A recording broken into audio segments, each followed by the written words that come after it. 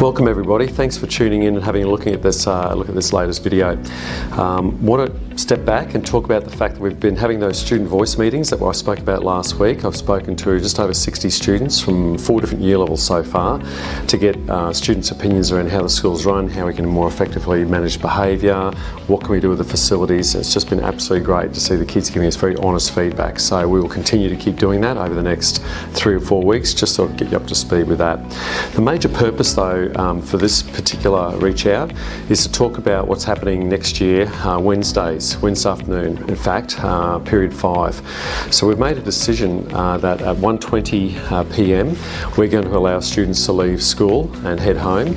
Obviously, for those parents that are not happy with that or can't see a way that their child can get home or their buses may not be there, we would like to offer 100% supervised activities during that time. So let me reiterate, we will be releasing students at 1:20 on a Wednesday.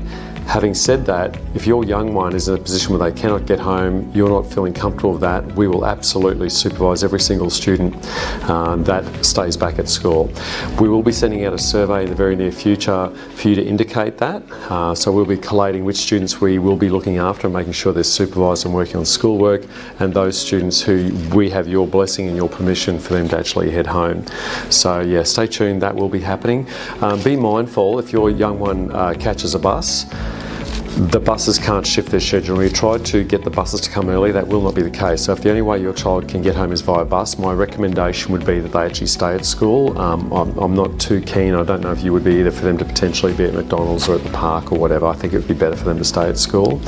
The other thing that this survey will ask is whether or not you support at times, if we feel there's a need to offer additional support for students who may be struggling, or potential opportunities for young people to see certain guest speakers, or if we're doing a STEM work or advanced work with other students, that whether or not you'd support your young person, even though we've said that at 1:20 kids are leaving, there will be opportunities for students to, like I said, be additionally supported or do additional bonus work. So in that survey, just let us know whether you do or don't support that, and we'll get back to you very, very shortly.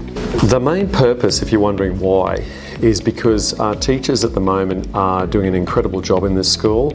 They work really hard, as you know, and the problem we have though is that they need additional time to actually look at the student data, look at the data closely and work out exactly how they intend to shape their practice in the classroom. This is not something that happens as you're walking from your staff room into your classroom. There's a lot of work to be done to actually analyse students' performances. If you think that there are 28 students on average about 25 students per class.